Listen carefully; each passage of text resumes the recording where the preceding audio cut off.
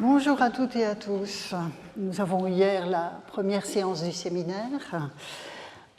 Donc la prochaine aura lieu dans 15 jours, mais là, bon, nous sommes dans le cadre du cours. Et donc, je vous rappelle que la semaine dernière, et je suis contente de ne pas vous avoir découragé, la semaine dernière, j'ai lu et analysé avec vous la partie de la rhétorique d'Alexandre qui concerne les cultes, à savoir l'accomplissement des sacrifices, puisqu'il était clair que quand on parlait de hiéra, de culte, c'était de sacrifices qu'il s'agissait. L'intérêt, je l'ai dit, des conseils dispensés par l'apprenti, à l'apprenti orateur, qui est le destinataire de cette œuvre, dont je vous rappelle qu'elle date du dernier tiers du IVe siècle avant notre ère. Donc l'intérêt, évidemment pour nous, réside dans l'objectif de persuader une assemblée civique dans le traitement donc, des hiéras, des affaires de Dieu, que vous voyez là, que je traduis ici par culte. Dans cet usage-là, c'est tout à fait pertinent. L'exigence de persuasion, puisque la rhétorique c'est ça, c'est une démarche de persuasion. L'exigence de persuasion qui traverse le traité implique de faire écho à une attente potentielle du public cible. Il faut qu'il y ait, je dirais, une réception des arguments par un public. En d'autres termes, la marge de manœuvre de l'orateur est limitée par ce que j'appellerais le contrôle de l'auditoire et la compétence culturelle que l'auditoire va mobiliser au moment où il accueille le discours de l'orateur. Cela signifie dès lors, et c'est pour cela que j'ai ouvert le cours de cette année sur cette œuvre, cela signifie qu'en matière de culte et de sacrifice, comme en tout autre, donc les arguments résonnent avec l'expérience de ceux qui les reçoivent. Et cette résonance confère à ces propos, évidemment, un grand intérêt pour nous, qui ne sont plus en mesure d'exercer cette compétence culturelle, puisqu'elle n'est pas la nôtre. Je vous rappelle aussi les 3 mots clés qui ressortaient du traitement rhétorique de la question des cultes, la tradition, à savoir le rapport au père de la cité, la piété, à savoir le rapport au Dieu de la cité, et l'économie, à savoir les moyens, la question des moyens financiers que la cité est en mesure de mobiliser pour affronter ses obligations religieuses. Ce dernier élément, l'économie, évidemment, plus que les 2 autres, est une variable d'ajustement quand il s'agit d'augmenter ou de diminuer l'apparat des cultes. Nous avons vu cela la semaine dernière, je n'y reviens pas. Quant à la tradition et la piété, elles peuvent être éclairées de façon contrastée en fonction des besoins de l'argumentation.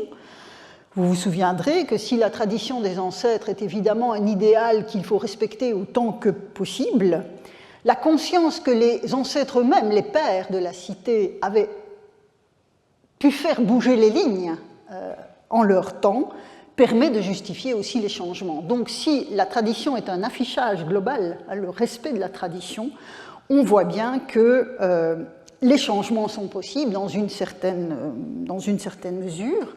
Quant à la piété, ces signes extérieurs ne disent pas forcément tout de la sincérité d'une démarche, et c'est évidemment la sincérité de la démarche qui est évoquée quand il s'agit de justifier que l'on doive couper dans les moyens. Vous vous souviendrez de cette expression « kata dynamine » selon ses moyens, qui est récurrente, notamment en ce qui concerne les sacrifices des particuliers. Après ce bref rappel, donc, vous dire que les dossiers que je vais aborder cette semaine vont mettre à l'épreuve ce rapport à la tradition et à la piété dans le cadre concret de la vie athénienne et non plus seulement dans le registre de la rhétorique. D'où le titre que je donne à la leçon d'aujourd'hui, donc Tradition et piété à l'épreuve des événements, Athènes 415 et 403. Donc, vous le voyez, nous restons à Athènes, mais en remontant quelque peu le temps par rapport à la période où a été rédigé le traité de rhétorique que nous avons analysé la semaine dernière. Nous allons donc parcourir la période qui va de 415 à 403, et même jusqu'à 399, à savoir la dernière phase de la guerre du Péloponnèse, qui est particulièrement intéressante pour penser la Grèce comme culture sacrifiante à l'échelle de la cité, puisque c'est ça mon sujet de l'année. En effet, en une dizaine d'années, un peu plus, Athènes va traverser d'importantes crises liées à la guerre et changer plusieurs fois de régime politique. Alors, pour ceux qui le connaissent, le titre de ma leçon est évidemment un clin d'œil au beau livre de mes collègues Vincent Azoulay et Paulin Ismar, donc intitulé Athènes 403, une histoire chorale. Mon histoire ne sera toutefois pas chorale, mais sacrifiante. Et je reviendrai sur ce point à la toute fin de ma leçon. Partons dès lors de l'année 415. 415 avant notre ère, les Athéniens ont envoyé en Sicile, à l'instigation d'Alcibiade, une expédition démesurée qui s'est soldée par un échec cuisant. Des milliers de soldats sont morts, une bonne partie de la flotte a été détruite. Or, peu avant le départ de la flotte, une nuit du printemps 415, des dizaines de monuments, et pas n'importe lesquels, vous allez le voir, ont été détériorés dans la cité. Et c'est évidemment notre source principale pour la guerre du Péloponnèse, à savoir Thucydide, qui nous en a gardé le souvenir. Je lis la traduction avec vous. Donc le contexte, c'est l'armement de la flotte pour le départ en Sicile. Il arriva que les Hermès de marbre qui se trouvaient dans la cité d'Athènes, on connaît, donc petite incise, on connaît ces blocs taillés quadrangulaires que l'usage du pays a répandu aussi bien dans les demeures devant les demeures particulières que devant les sanctuaires. Donc ces Hermès furent pour la plupart une nuit mutilés sur leur face. Nul ne connaissait les coupables. L'affaire prenait dans l'opinion une grosse importance, elle paraissait constituer un présage, en l'occurrence un mauvais présage, pour l'expédition, en même temps qu'appuyer un complot visant à faire une révolution et à renverser la démocratie. Et le texte se poursuit. Là-dessus, une dénonciation venue de métèques et de gens de service, sans rien révéler au sujet des Hermès, apprend qu'il y avait eu précédemment d'autres mutilations de statues du fait de jeunes gens qui s'amusaient et avaient bu, et que, de plus, dans quelques demeures privées, on parodiait outrageusement les mystères, donc la grande célébration pour Déméter et Corée. Ces accusations atteignaient en outre Alcibiade. C'est en fait la mutilation des piliers qui m'intéresse ici, donc dans le paragraphe 27, dans le chapitre 27 du livre 6 de Thucydide.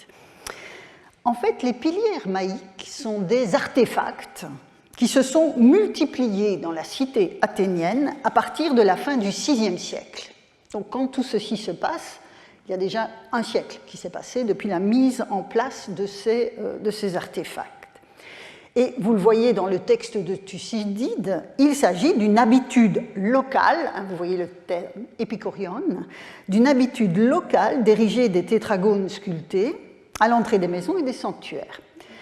Si ces objets reçoivent le nom d'Hermès, c'est qu'ils sont explicitement associés aux dieux ainsi dénommés. Or, c'est une habitude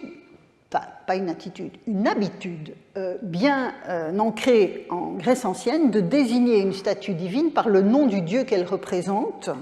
Donc ça, ce n'est pas une curiosité, je dirais, mais dans le cas présent, c'est exceptionnel car le nom propre du dieu est en quelque sorte devenu le nom commun de la forme statuaire elle-même. Donc il y a là une sorte d'extension de la dénomination qui est particulière dans le cas d'Hermès. Alors ce type statuaire, en voici un exemple qui a été retrouvé à Sifnos, mais qui date de la fin du VIe siècle.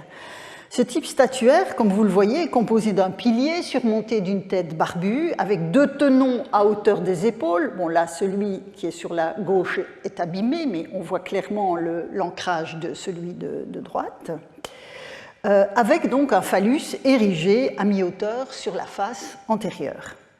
Certains, mais je n'en ai pas d'image, portent la représentation d'un caducée sur le côté, hein, attestant finalement qu'il s'agit bien d'un Hermès, donc c'est une sorte d'attribut du dieu ainsi évoqué.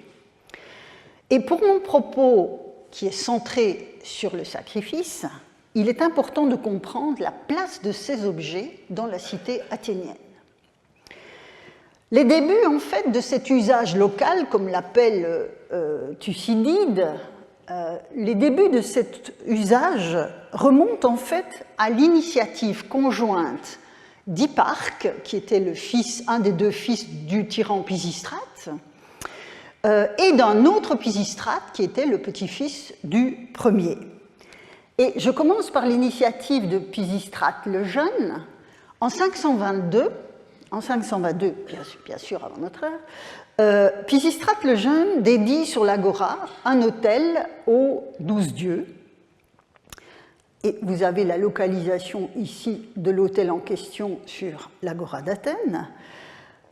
Groupe des 12 dieux dont je vous ai déjà plusieurs fois parlé, notamment l'année dernière, à propos, souvenez-vous, de l'opération sacrificielle qu'accomplissait Hermès, justement, dans l'hymne homérique qui lui est dédié. C'est un collectif donc de divinités qui est bien attesté à la même période à Olympie et à Délos, donc le groupe des 12, qui forme, alors ça peut paraître paradoxal, mais vous savez qu'en contexte polythéiste, on n'est pas à un paradoxe près, c'est en fait une unité plurielle, ce groupe des 12 dieux, avec une tension typique des configurations polythéistes où le tout n'est jamais simplement la somme de ses parties. Il y a quelque chose de plus dans cette organicité. Et c'est là qu'intervient à Athènes l'initiative d'Hipparque par rapport à cet autel. Hipparque, qui est donc le fils de Pisistrate l'Ancien. Dans le cadre d'un programme édilitaire plus vaste, il établit dans le sol de l'Attique, mesuré à partir de cet autel, dont vous voyez une reconstitution qui vaut ce qu'elle vaut, mais bon, ça donne un petit peu de corps à des restes archéologiques qui sont parfois peu parlants. Donc Hipparque établissait dans le sol de l'Attique, au départ de cet autel des 12 dieux, des piliers hermaïques, comme autant de bornes miliaires. Si l'on en croit le dialogue pseudo-platonicien qui concerne précisément Hipparque, les piliers étaient placés à mi-chemin entre l'autel des 12 dieux et les différentes localités de l'Attique, de la région. Et ce témoignage du dialogue pseudo-platonicien a été confirmé quand on a mis au jour un de ces piliers, malheureusement très mutilé, mais il reste l'inscription qui est précieuse pour nous, puisqu'on voit, donc vous voyez ici, on est vraiment dans la période des premiers moments de l'érection de ce type de monument. Et donc, vous avez ici l'inscription qui dit « à mi-chemin entre Képhalais et la ville », donc c'est-à-dire l'Astu, le centre-ville, ce brillant Hermès. Donc, vous avez là une confirmation dans la matérialité d'un objet de ce que le dialogue pseudo-platonicien nous dit. Alors, la partie manquante de ce pilier, si l'on en croit le pseudo-Platon, devait porter l'indication qu'il s'agissait d'un monument d'Hipparque, avec des maximes moralisantes du type « tiens-toi dans des pensées justes, ne trompe pas ton ami », etc. Donc il y avait une sorte de pédagogie moralisante que transportait aussi ce type d'objet. Et donc vous avez, sur le territoire de l'Attique, donc voilà Képhalais qui est mentionné sur le pilier, il a été trouvé, vous le voyez peut-être là, à Koropie. Alors, si vous êtes familier du métro qui va de l'aéroport d'Athènes à Athènes, c'est la première station. La première station, c'est Coropie.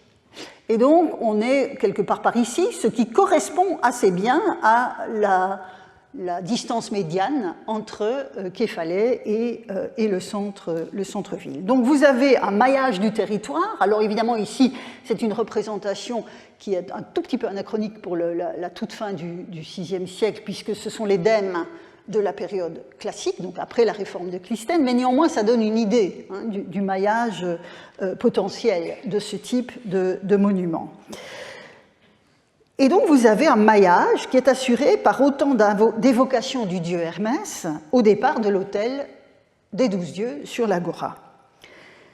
Donc les piliers n'étaient pas de simples panneaux indicateurs, si vous me permettez cette analogie, mais l'actualisation particulière d'une figure divine. Alors, je dis particulière parce qu'effectivement, l'iconographie est évidemment pas tout à fait celle d'un anthropomorphisme qui nous est plus habituel pour les dieux grecs.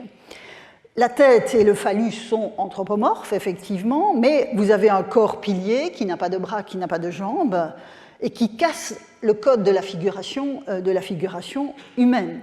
Alors même le phallus d'ailleurs, même s'il peut être conçu comme anthropomorphe, ou en tout cas comme andromorphe, est une curiosité dans ce type iconographique, car l'ityphalisme n'entre pas véritablement dans les motifs figuratifs des dieux grecs, hormis dans le cas exceptionnel mais assez limité du dieu Priape, le petit dieu des jardins avec un phallus disproportionné. Même Dionysos, dont certaines célébrations sont associées notamment au transport de phalloi, Dionysos n'est pas représenté dans cette disposition particulière sexuellement explicite. Et quand on y réfléchit bien, d'ailleurs, pour Hermès, c'est aussi particulier, parce que ce n'est que sous la forme du pilier qu'il porte ce type d'attribut. Quand il est représenté par ailleurs dans un anthropomorphisme habituel, il n'est évidemment jamais dans cette posture ityphalique. Bon, c'est une question que je laisse de côté, car elle m'emmènerait là où je ne veux pas nécessairement aller aujourd'hui, mais je n'exclus pas de revenir sur ce type de problématique dans une autre série de cours, je verrai. Mais en tout cas, on voit bien ici, on a affaire à une forme iconographique particulière. Néanmoins, en dépit de ces particularités, cet Hermès est un agalma. Agalma, c'est-à-dire une offrande qui réjouit le dieu, puis qui plus tard devient le terme reçu pour dire la statue divine. Donc c'est un agalma, une évocation du dieu qu'il est censé honorer, cet objet. Comme toute figuration de ce type, quand il s'agit de Dieu, cet objet sert d'interface, si vous voulez, entre le visible et l'invisible, entre le monde humain et le monde suprahumain. Or, il faut bien dire, et c'est ça qui m'intéresse, et c'est ce point que je vais creuser avec vous, ce rôle d'interface est encore accentué quand il s'agit du dieu Hermès. Il est par excellence la puissance divine des passages, des échanges, des contacts et du franchissement des limites, quelles qu'elles soient. Dès l'épopée homérique, Hermès, c'est le messager de Zeus. C'est le messager de Zeus qui se mêle aux hommes alors que le roi de l'Olympe reste sur son Olympe, dans une position de surplomb ou sur les hauteurs de la plaine de Troie, mais il ne se mêle pas aux hommes. Tandis qu'Hermès, lui, il amène les messages, il porte les messages. Et l'an dernier, quand je vous ai parlé de l'hymne homérique à Hermès, ceux qui étaient là s'en souviendront, j'espère, j'ai souligné combien cet hymne construisait la figure d'Hermès, construisait les compétences qui étaient les siennes, avec une revendication très forte des privilèges qu'il réclamait. Et parmi ces privilèges, l'échange, le passage est évidemment tout à fait présent, mais aussi, souvenez-vous, la capacité à franchir même la limite de l'au-delà, ce que d'habitude les dieux ne font pas. Et quand dans l'hymne homérique à Déméter, Zeus, pour que l'humanité ne meure pas de faim, consent à rendre Perséphone à sa mère, qui va la chercher dans les enfers, c'est évidemment Hermès. Lui seul est habilité à passer cette frontière qui, normalement, est infranchissable. Donc, il a vraiment ce profil de passeur. Et sur l'arrière-plan des sacrifices, parce que je n'ai pas oublié que je vous parle de sacrifices, sur l'arrière-plan des sacrifices qui m'intéressent, une tradition narrative est tout particulièrement suggestive. Alors, elle est un peu tardive, vous allez voir, puisque elle se trouve chez le pseudo-Apollodore, donc dans une sorte de manuel de mythographie, écrit sans doute 2e, 3e siècle de notre ère, par un auteur anonyme, mais dont on a cru pendant un moment qu'il s'agissait d'Apollodore d'Athènes, un auteur de la période hellénistique, puis il s'est avéré, pour des tas de raisons que je ne précise pas ici, que ce n'était guère possible, et donc on a gardé le nom d'Apollodore parce que c'est plus simple, mais c'est donc le pseudo-Apollodore dans la bibliothèque, dans ce manuel appelé la bibliothèque. Et cet auteur construit une habile synthèse de toute une série de traditions narratives qui ont cours dans le monde grec, et il parle notamment de Prométhée, de son frère Épiméthée, qui ont chacun un enfant, Deucalion et Pyrrha. Deucalion pour Prométhée et Pyrrha pour Épiméthée. Et c'est à ce moment-là, nous dit le pseudo-Apollodore, que Zeus décide de détruire les hommes du Génos d'argent. Vous vous souviendrez de ce récit des 5 espèces humaines dans les travaux et les jours d'Hésiode, où effectivement il y a toute une série d'espèces humaines associées à des métaux qui sont finalement détruites. Et celle du Génos d'argent, donc ici vous avez le pseudo-Apollodore qui mélange toute une série de traditions différentes. En fait, cet auteur va associer la destruction du Génos d'argent non pas à un enfouissement pur et simple comme dans le cas d'Hésiode, mais bien au motif du déluge.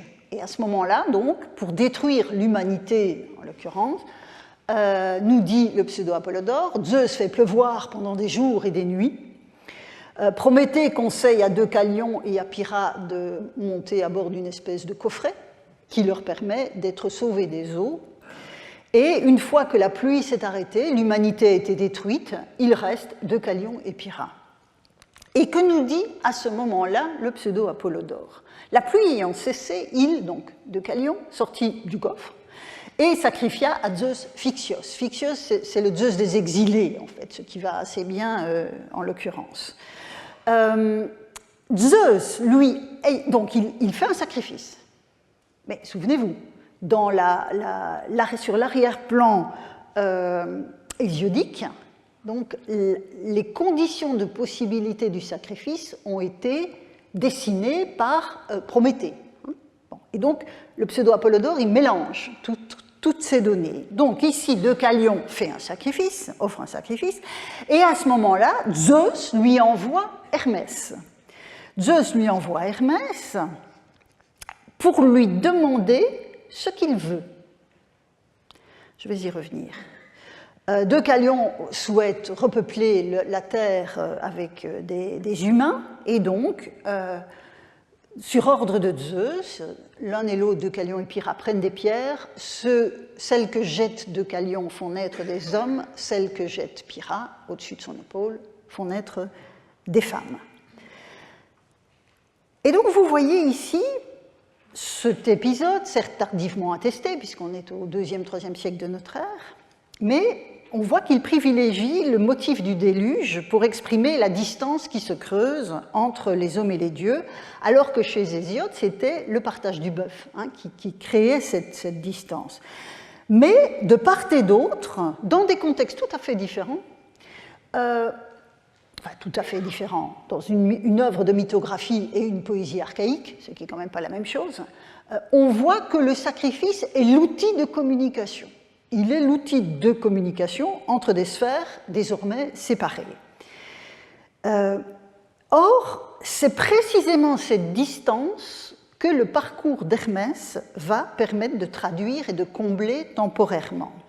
Et comme l'avait déjà remarqué Jean Rudart dans un article de 1970, chez le pseudo-Apollodore, la distance est désormais la règle et Hermès fait la jonction entre le sacrifiant et le destinataire du sacrifice, en tant précisément que Dieu des passages et des transitions.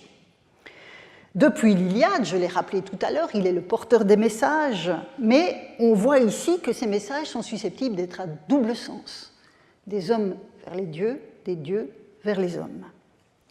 En conséquence, le choix du pilier hermaïque par Hipparque pour marquer le territoire de l'Attique est tout sauf fortuit.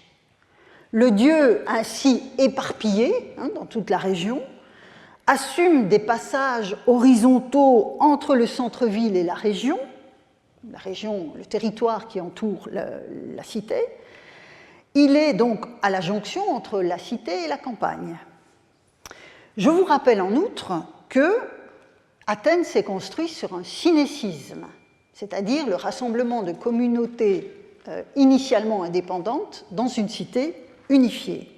Et c'est donc dans la tradition athénienne le roi Thésée qui aurait procédé à cette unification.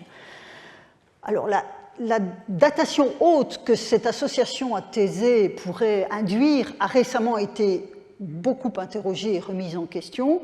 Il est probable que tout cela s'est fait non pas d'un seul coup, mais sur une certaine durée, et que l'unité proprement politique de l'ensemble de l'Attique n'a été finalement finalisée qu'au VIe siècle, donc peu avant l'initiative d'Hipparque.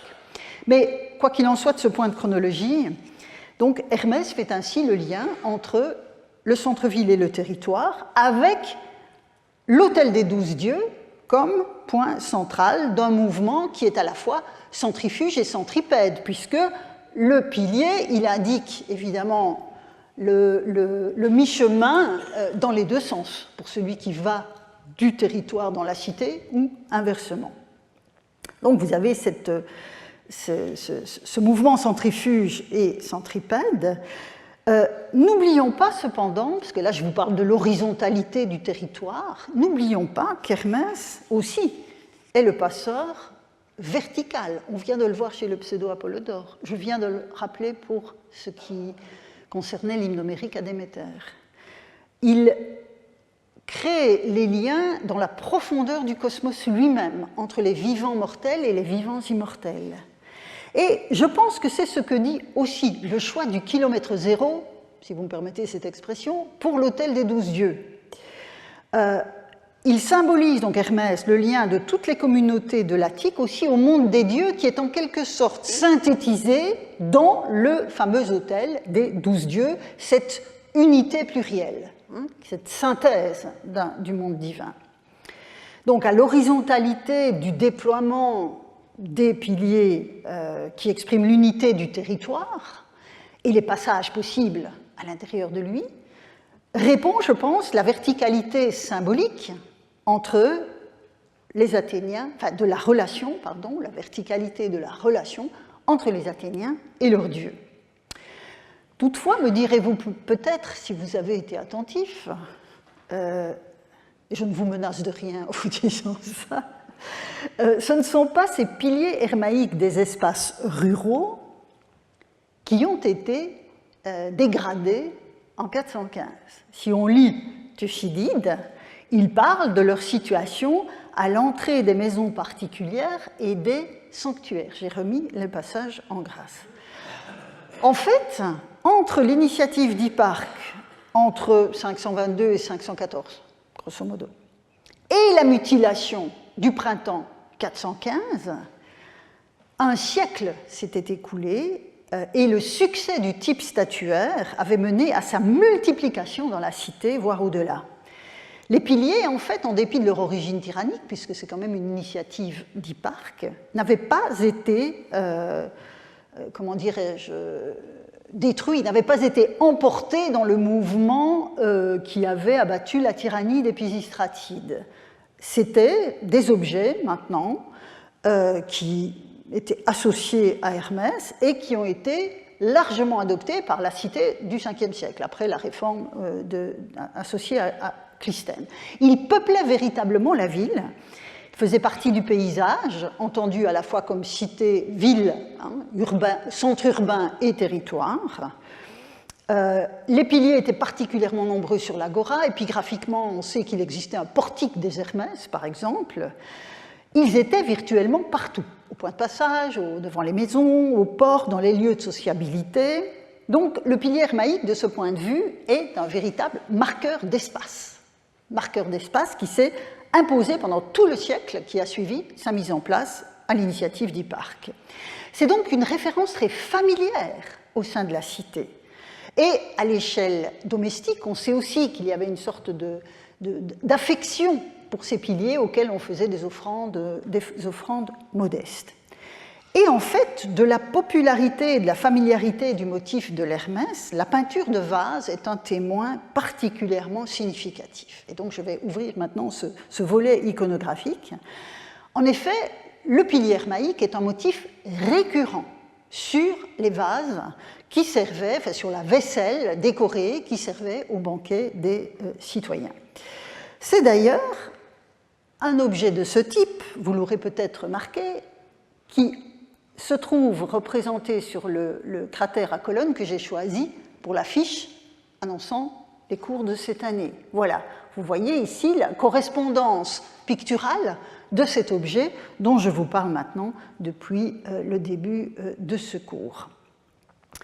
C'est un objet donc très, très commun et il y a toute une série de contextes où le pilier peut être représenté sur les vases. Vous voyez ici, vous avez une scène de chasse à l'homme par une espèce de dieu Pan là, dont l'érection correspond évidemment à celle du pilier, mais vous voyez qu'on est ici dans un contexte campagnard.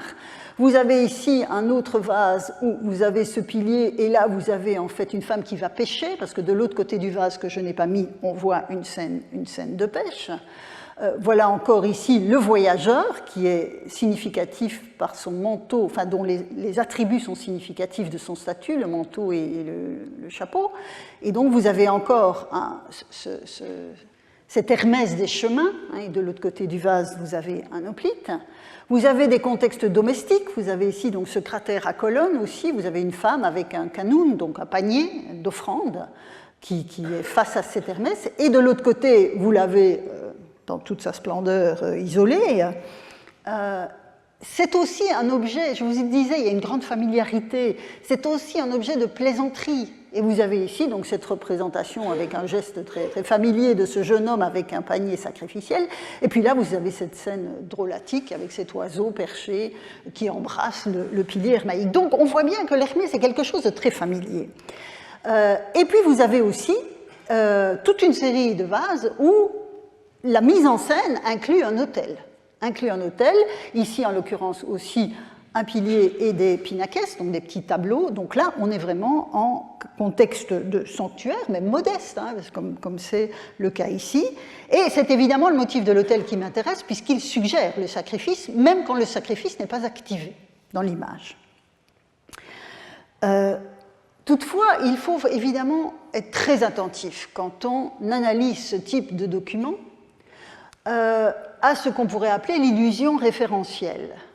Et c'est quelque chose que le regretté François Lissarag, qui est l'auteur du dessin qui reproduit cette image du pilier à l'autel, c'est ce qu'il rappelait très souvent, c'est-à-dire que les images informent avant tout sur l'imaginaire collectif de la société qui les produit. En d'autres termes, la combinaison pilier-autel, avec ou sans sacrifice, est un assemblage d'éléments signifiants qui forment une construction culturelle dont il est nécessaire de comprendre les ressorts au-delà de cet effet de réel que l'image semble induire. Et donc c'est cet exercice, si vous voulez, de mise à distance qu'il faut toujours activer quand on travaille sur l'iconographie vasculaire.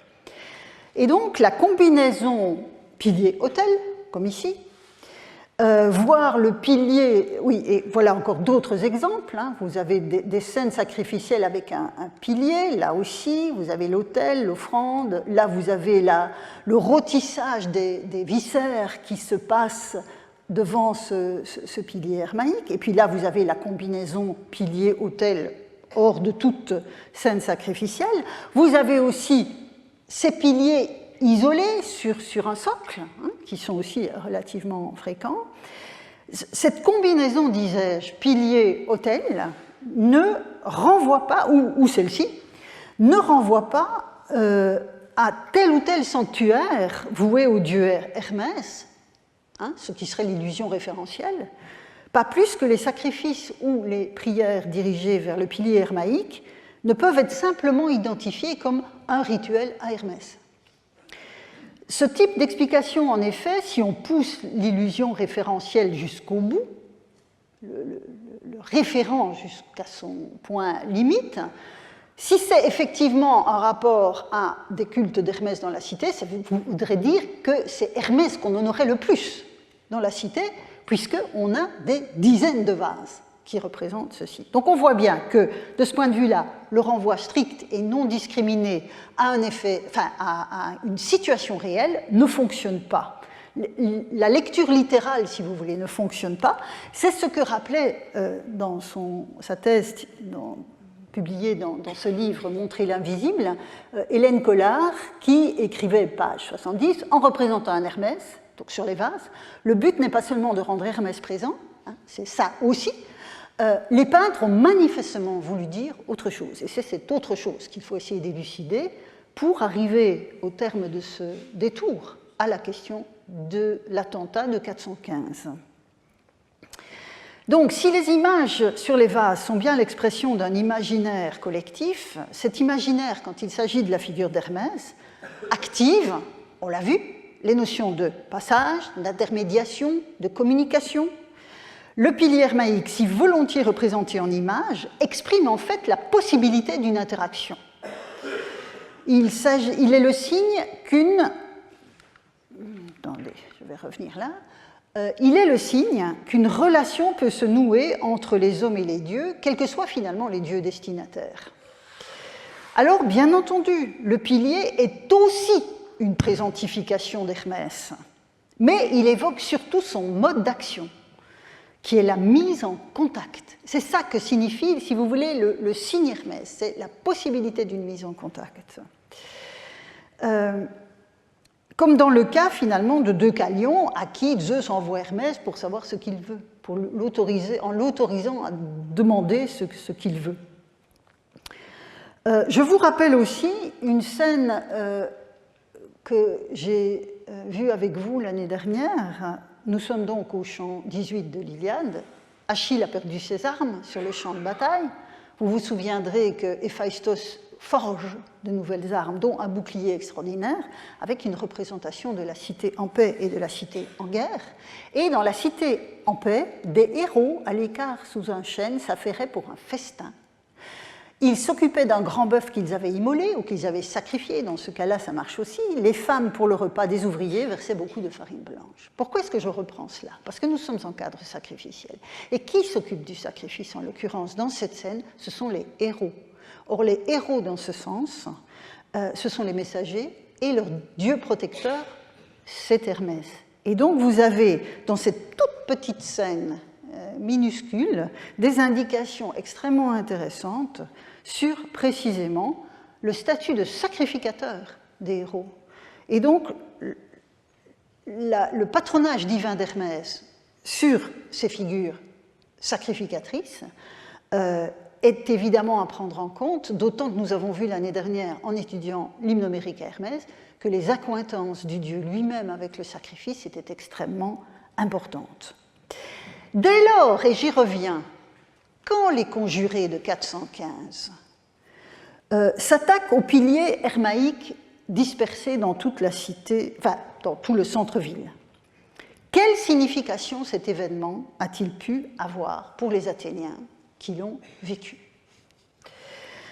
Dans le passage de Thucydide, que je vous remets sous les yeux, l'historien en fait un signe de mauvais augure pour l'expédition de Sicile, tout en évoquant aussi le projet d'un renversement de la démocratie.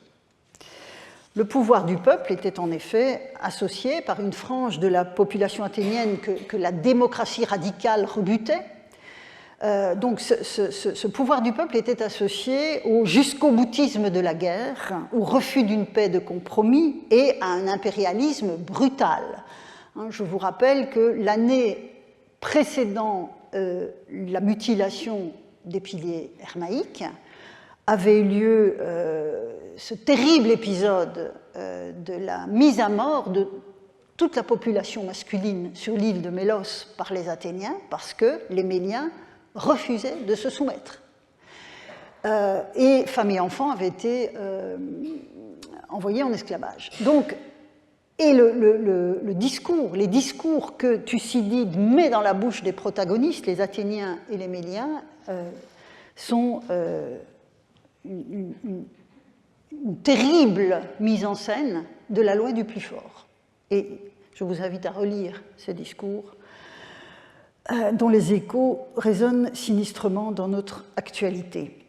Mais bon, je reviens à Athènes, dans la cité d'Athènes. Donc, après la mutilation, les tensions entre les factions s'exacerbent, entre partisans de la démocratie radicale, partisans d'une oligarchie de possédants.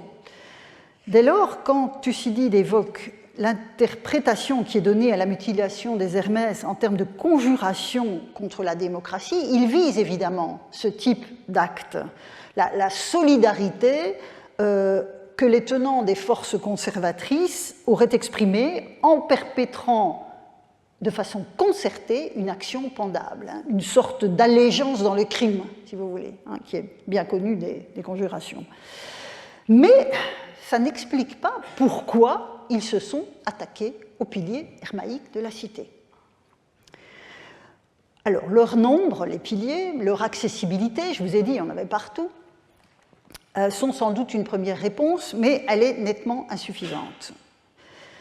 En revanche, si l'on tente un instant l'exercice auquel je vous invite, qui consiste à se mettre à la place d'un Athénien du 5e siècle avant notre ère, en mobilisant la compétence culturelle que j'ai tenté de reconstituer devant vous autour de la figure d'Hermès. Il me semble qu'alors le geste iconoclaste acquiert une autre dimension. Et de ce point de vue, et j'en profite pour vous donner un peu de bibliographie, vous la verrez sur le support qui sera mis en ligne, je salue de ce point de vue-là l'intuition de William Furley qui avait déjà été dans le sens que je vous propose. En effet, il s'agit ni plus ni moins de s'attaquer à l'un des symboles les plus familiers pour les Athéniens de la relation qui se noue avec leur Dieu. Le détail, évidemment, de l'intention nous échappe. Ici, c'est un exercice mental auquel je vous convie. Mais l'effet global manifestement attendu est de placer la cité sous le coup d'une terrible impiété à l'égard d'Hermès, ça c'est clair, tout en portant atteinte à la bonne communication sacrificielle avec les dieux dans leur ensemble, par l'intermédiaire de celui qui la symbolise le mieux. Donc c'est une entreprise de déstabilisation profonde au sein de cette cité d'Athènes en 415. Et j'ajouterai un point, en effet, pour soutenir cet exercice mental, au Dionysie de 414, donc la grande fête de Dionysos, à l'occasion de laquelle on présentait les tragédies et les comédies, donc en mars, c'est-à-dire quelques mois après, en mars 414, donc quelques mois après l'attentat contre les piliers hermaïques, Aristophane fait jouer une comédie qui s'appelle Les Oiseaux. Et l'intrigue est simple. Deux citoyens quittent leur cité, où la corruption le dispute à la guerre, et ils décident d'aller fonder une cité parmi les oiseaux. Alors la fondation de cette cité, qui se place donc entre ciel et terre, va conduire à interrompre la communication entre les dieux et les hommes. Ces derniers, donc les dieux traditionnels, se trouvent dès lors dans une situation compliquée. C'est sur le mode comique la même intrigue que dans l'hymne homérique à Déméter, quand la déesse arrête de faire pousser les céréales, que les hommes sont affamés, que les sacrifices ne peuvent plus être offerts aux dieux et que les dieux se trouvent dans une situation compliquée. Aristophane joue sur ce thème dans la comédie des oiseaux. Alors, Hermès n'est pas un des protagonistes principaux de l'intrigue dans Les Oiseaux, mais une fois il est mentionné. il est mentionné, et en fait c'est le chœur des oiseaux qui dit aux deux Athéniens, mais comment est-ce qu'on va recevoir les offrandes, puisque les humains ne vont jamais nous prendre pour des dieux, on a des ailes. Et Pistétéros, qui est un des deux protagonistes de la sécession et de la fondation de la cité dans les airs, tu extravagues par Zeus, Hermès, tout dieu qu'il est, vole et porte des ailes, ainsi qu'un grand nombre d'autres dieux. Et d'abord Niké, donc la victoire, prend son vol avec des ailes d'or, et par Zeus, Eros en fait autant. Et Homère prétend qu'Iris ressemble à une timide colombe. Et Zeus tonnant ne lance-t-il pas sur nous la foudre ailée? Donc on voit bien le propos, il s'agit de montrer que mais non, les hommes sont habitués à avoir des dieux avec des ailes. Mais en fait, quand on regarde l'iconographie contemporaine, on s'aperçoit qu'effectivement, Niké, Iris et Eros portent des ailes, régulièrement dans l'iconographie, pas toujours, mais régulièrement. Hermès, je vous avoue que je n'en ai pas trouvé. J'ai peut-être mal cherché, mais en tout cas, c'est beaucoup moins massif que les trois autres. C'est en fait, je pense, une manière de souligner par l'ajout d'un attribut inusité, évidemment, le rôle de passeur d'Hermès entre les sphères du cosmos, dans une comédie qui met en scène la rupture des relations sacrificielles entre les hommes et les dieux. Aristophane, je pose la question, aurait-il fait indirectement référence à l'affaire des Hermocopides? C'est ça, comme ça qu'on appelle les acteurs de cette nuit terrible, donc l'affaire des Hermocopides, lors des Dionysies, juste après l'affaire en question. Il faut bien dire que la critique de la corruption des démagogues dans la cité, l'état de guerre endémique qui sont derrière les propos d'Aristophane dans Les Oiseaux, relaie, je dirais, les intentions supposées de ceux qui ont attenté aux Hermès. Et donc, je fais l'hypothèse que c'est la cité sacrifiante d'Athènes qui pourrait bien avoir été visée par l'attaque concertée, et vraiment l'attaque concertée des fondements relationnels de son système polythéiste, en visant conjoncturellement une entrave à l'expédition de Sicile, ça c'est clair, il y avait une volonté de jeter l'opprobre à l'avance sur cette expédition dont beaucoup ne voulaient pas, mais plus structurellement en mettant en cause le régime politique lui-même. Et vous le savez, on l'a vu la semaine dernière, les hieras sont indispensables dans cette dans cette configuration de la vie politique. Alors, avec la comédie d'Aristophane, nous sommes en 414, mais je vous ai annoncé 403, donc il faut que j'avance, sinon je vais encore être en retard comme la semaine dernière. Sans entrer dans le détail de ce qui suivit le scandale des Hermocopides, je soulignerai que, à partir de ce moment-là, les camps démocratiques et oligarchiques ont durci leurs positions respectives à la suite de différents désastres. Je vous l'ai dit, l'expédition de Sicile a été un désastre. Ensuite, les Spartiates ont occupé le territoire d'Athènes, rendant les choses extrêmement compliquées pour les Athéniens. Il y a aussi les révoltes des cités qui faisaient partie de l'empire, le dit empire athénien. Donc ça va très mal. Et en 411, un coup d'État renverse effectivement les institutions démocratiques. Donc ce que Thucydide avait évoqué pour 415 arrive en 411. Mais quelques mois plus tard, ça ne va pas durer, je vous ai dit, c'est une période où ça change beaucoup et souvent. Quelques mois plus tard, en 411 toujours, 411-410, le régime antérieur est rétabli jusqu'à la débâcle finale d'Athènes et la dislocation de son empire maritime en 404. Et à ce moment-là, donc les Spartiates sont vainqueurs de cette longue guerre du Péloponnèse, et les oligarques en 404 prennent alors leur revanche avec l'aide des Spartiates et installent ce qu'on appelle les 30 tyrans à la tête d'Athènes. Et ces 10 30 tyrans vont faire régner un climat de terreur qui va durer une bonne année. Mais dès la fin de l'année, les démocrates rassemblent une armée, ils s'emparent d'une forteresse au nord de l'Attique et prennent ensuite le contrôle du port du Pirée.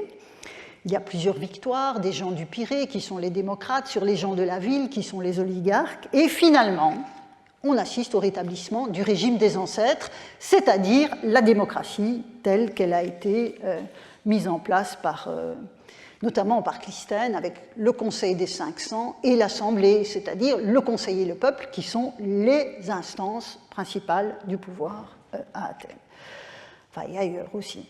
En 403, une amnistie à l'intérieur de la cité va tenter de recoudre le tissu déchiré de cette cité. On voit bien une fracture profonde au sein de la cité d'Athènes, et des mesures politiques vont être prises en ce sens pour réparer, en quelque sorte.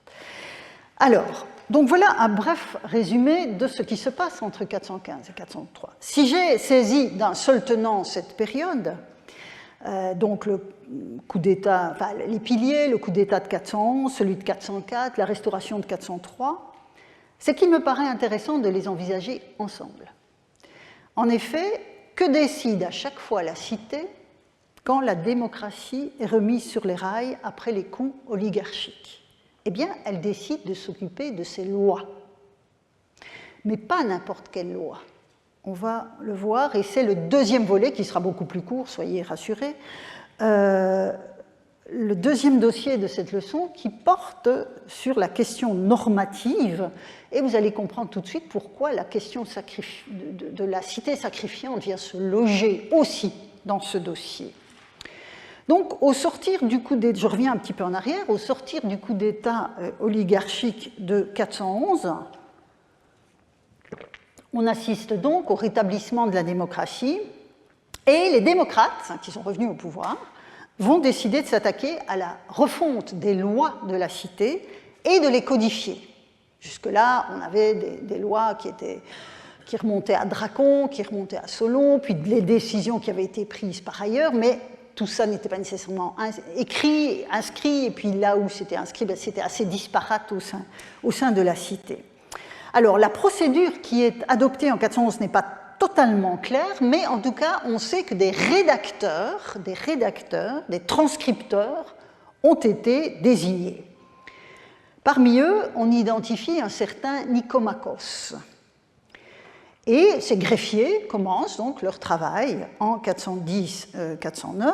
On a trace de ce travail épigraphiquement parlant avec ce décret, donc qui date de 409-408, qui ordonne de faire graver la loi de Dracon sur les homicides et qui recommande de faire ériger la stèle sur laquelle on va recopier cette loi près du portique royal sur l'agora. Et je vous montre, donc on a vu tout à l'heure l'autel des 12 dieux, le portique royal est ici, et donc les lois devaient être affichées à cet endroit.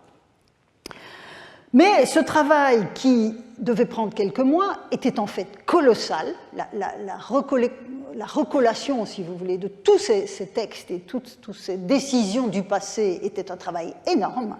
Et donc finalement, ça prend beaucoup de temps. Et quand, en 404, la démocratie est renversée, le travail n'était pas fini. Mais il reprit en 403, donc après l'épisode des 30 tyrans, le travail reprend et se termine en 400-399. Et c'est alors que Nicomachos, et c'est notamment pour ça qu'on est bien renseigné sur ce qui se passe, Nicomachos, l'un des greffiers de l'opération, est traîné en justice, en fait. Alors, les motifs du procès ne sont pas totalement clairs, mais la motivation la plus crédible de l'accusation, dont un discours de l'orateur Lysias nous a gardé le souvenir, c'est qu'il n'y avait plus assez de budget disponible pour les sacrifices traditionnels, tellement Nicomachos avait fait transcrire des sacrifices de tous ordres. Vous voyez pourquoi la question m'intéresse, la question des lois. Il y a évidemment, quand on s'occupe des lois, la question du rapport entre les hommes eux-mêmes, mais aussi le rapport des hommes à leur Dieu. Et donc c'est là que vient se nicher mon propos. Alors, Lysias rappelle qu'il s'agissait d'accomplir des sacrifices prescrits par les curbeies, ce sont les supports que Solon aurait utilisés pour ses lois, et donc c'est la cité qui a décidé ça. Il faut que les sacrifices soient vraiment accompli de façon correcte en reprenant les traditions des ancêtres. On retrouve les mots-clés que nous avons vus la semaine dernière. Et donc, la refonte des lois, qui s'est donc déroulée en deux séquences, 410-404 et puis 403-399, incluait ce qu'on appelle habituellement le calendrier des cultes, le calendrier sacrificiel de la cité. Donc, encore une fois, les lois concernent autant les relations des hommes entre eux que des hommes avec leur Dieu. Et on a pu mettre au jour certaines parties de ce fameux calendrier. Alors, vous trouverez dans la littérature une référence au calendrier de Nicomachos. C'est un peu trop dire. Il était un des transcripteurs, mais comme on a conservé le texte de la plaidoirie à son procès, évidemment, c'est lui qui prend toute la lumière. Mais bon, ce n'était pas le calendrier de Nicomachos. Et donc, on a mis au jour des stèles, des morceaux de stèles, qui ont été étudiés et remis ensemble par Stephen Lambert, et vous avez ici une série de références si ce texte vous intéresse, mais je n'entrerai pas dans le détail. Le seul point qu'il faut savoir, c'est que c'est exactement le même type de document que celui que nous avons vu pour Erkia la semaine dernière, c'est-à-dire la mention de la date, l'occasion, la divinité destinataire, l'animal qu'on va lui offrir et le coût. Donc, on est exactement dans ce même type de considération.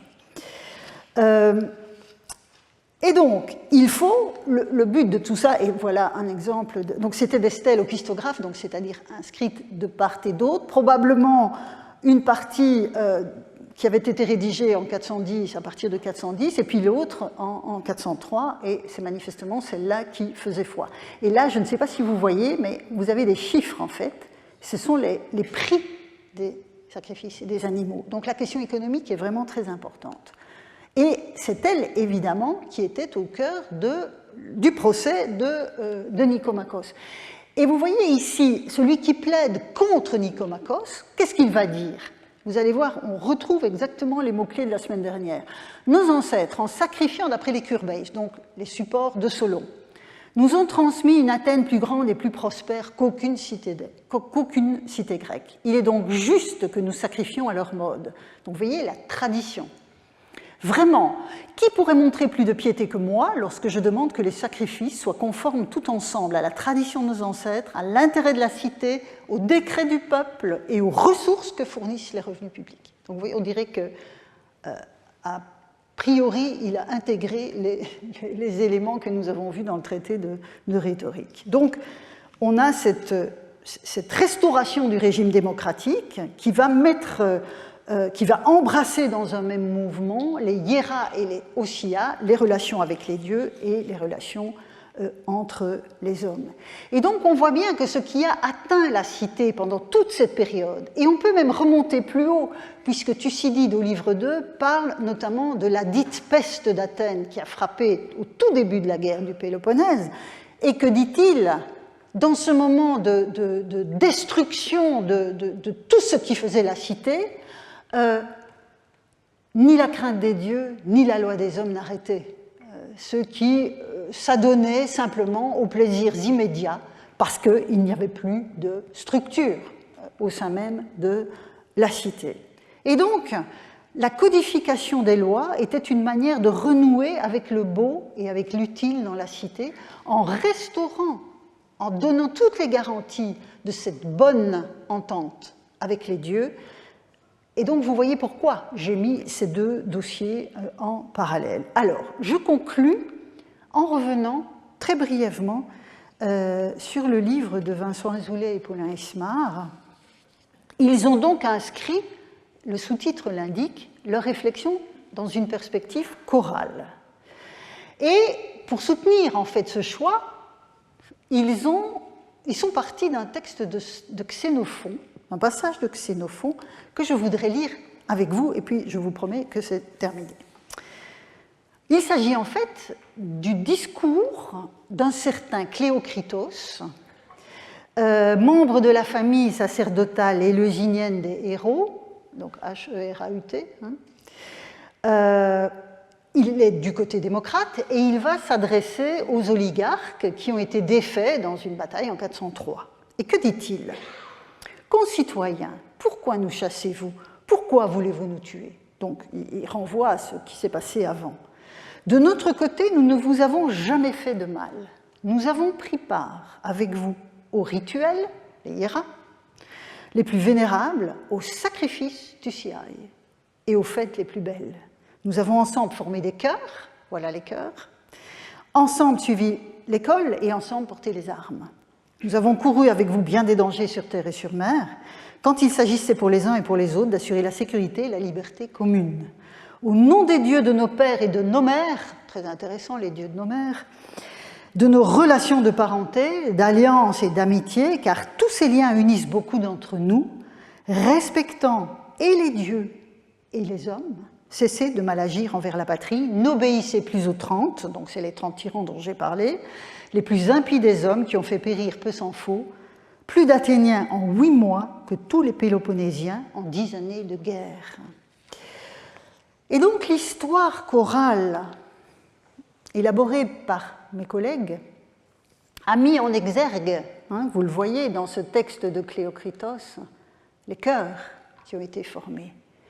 Pour ma part, vous l'aurez compris, c'est le premier point qui m'intéresse, qui a nourri ma réflexion sur la cité sacrifiante, car c'est une clé de lecture dont ce texte atteste la pertinence. C'est la première chose qui est mise en évidence par Cléocritos.